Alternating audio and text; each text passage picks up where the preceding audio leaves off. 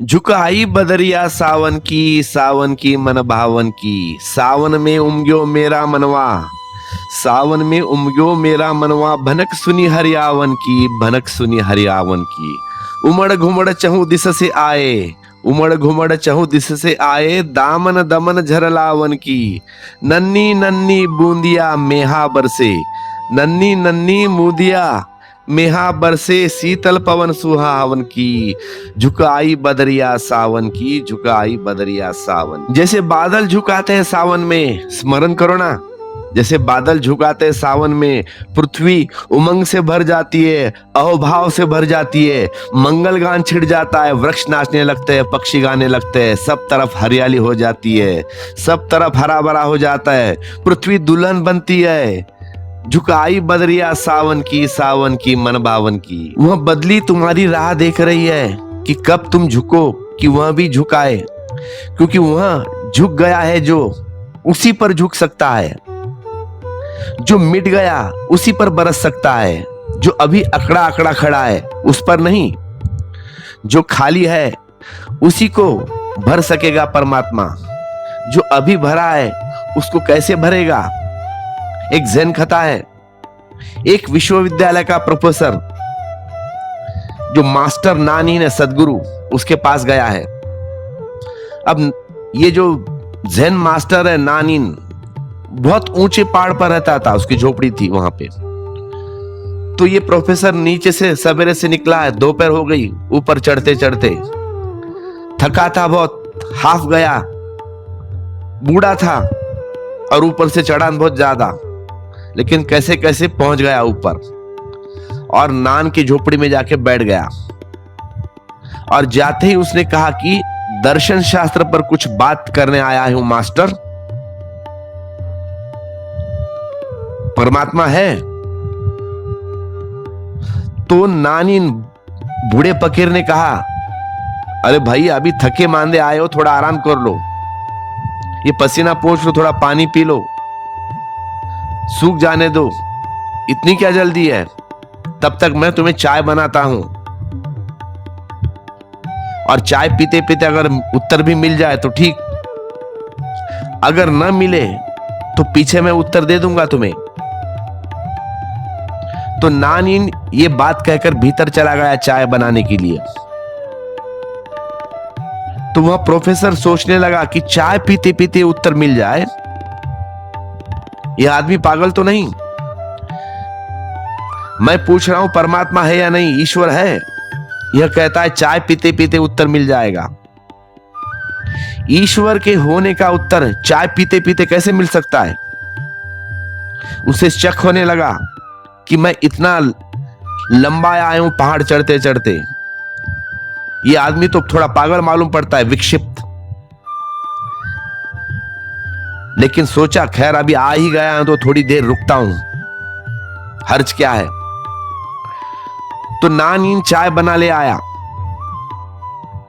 उस प्रोफेसर के हाथ में प्याली दी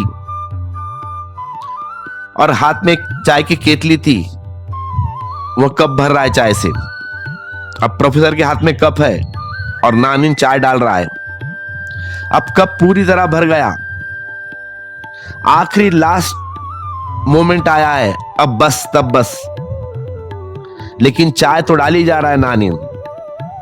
तो उस प्रोफेसर रुका और कहा, चिल्लाया, मुझे पहले से पता था कि आपका दिमाग कुछ खराब हो गया है, सरका है।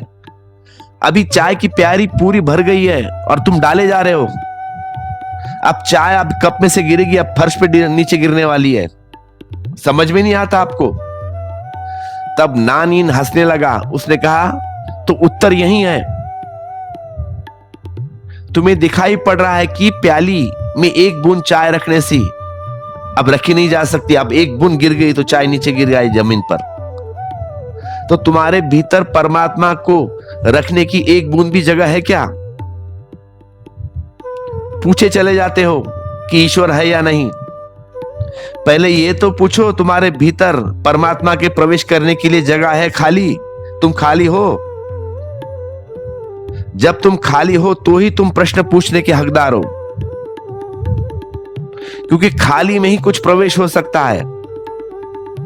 परमात्मा तो चारों तरफ है।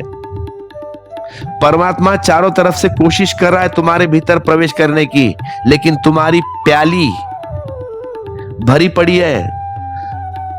तुम्हारे भीतर में कोई जगह खाली नहीं है।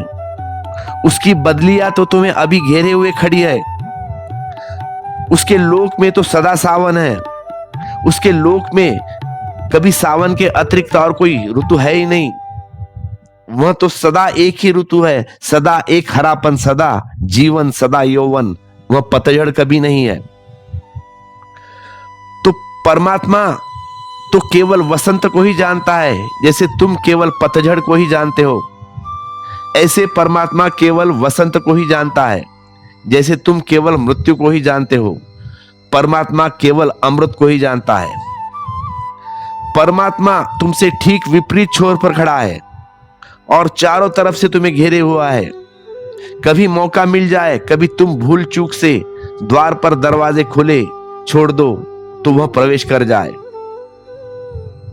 वह चोरी की तरह रात भी तुम्हारे चारों तरफ खड़ा रहता है। इसीलिए तो हमने, हिंदुओं ने उसका नाम दिया है हरि। हरि का अर्थ होता है चोर।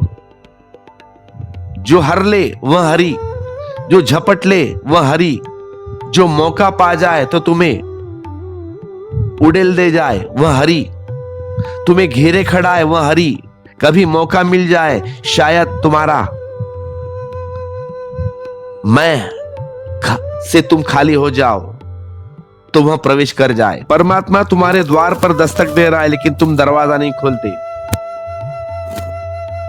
वह 24 घंटे खड़ा है बाहर और भीतर भी आने की कोशिश करे खिड़की से, लेकिन तुम्हारे भीतर जगह नहीं है। क्या करे? तुम्हारे भीतर एक बूंद भी रखने के लिए जगह नहीं है। तुम्हारा चाय का प्याला पूरा भर गया है और नीचे टपक रहा है चाय। देखते हो जब वर्षा होती है सावन में, पहाड़ पर भी होती है वर्षा, गड्ढों में भी गिरती है, समुद्र में भी गिरती है, नदियों में भी गिरती है, लेकिन पहाड़ से पानी नीचे आ जाता है और गड्ढे में जल भर जाता है। पहाड़ खाली के खाली रह गए। तो तुम गड्ढों से राज सीखो भक्ति का। गड्ढों की कला क्या है? क्यों गड्ढा खाली है?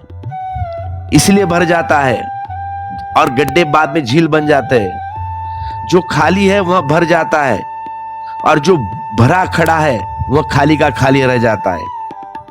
वर्षा उस पर भी होती है, हिमालय के शिखर पर भी वर्षा होती है, लेकिन सब बहकर गड्ढों में चला आता है पानी और वही गंगा बन जाती है बाद में। पहाड़ पर कुछ भी रुकता नहीं। तो तुम पर भी परमात्मा बरस रहा है, जैसे मीरा पर बरस रहा है। मीरा में भर जाता है, लेकिन तुम्हारे में भर नहीं पाता। तुम्हारे अहंकार के पहाड़ बड़े ऊंचे हैं। तुम्हारा अहंकार बिल्कुल गौरी शंकर जैसा है और मीरा झील बन गई है। खूब प्यारी झील बन गई है, खूब गहरी झील बन गई है। उतना ही गहरा परमात्मा तुम में उतरेगा जितना तुम गहरे हो, जितने तुम खाली हो, उस अनुपात में उतरेगा। उससे ज्यादा उतर नहीं सकता। कैसे तुम खाली हो? तुम्हारा अहंकार कैसे खाली हो? तुम्हारा कृत्य पर भरोसा छूट जाए तो तुम खाली हो जाओगे। तो सावन में उमग्यो मेरा मनवा, भनक सुनी हरियावन की।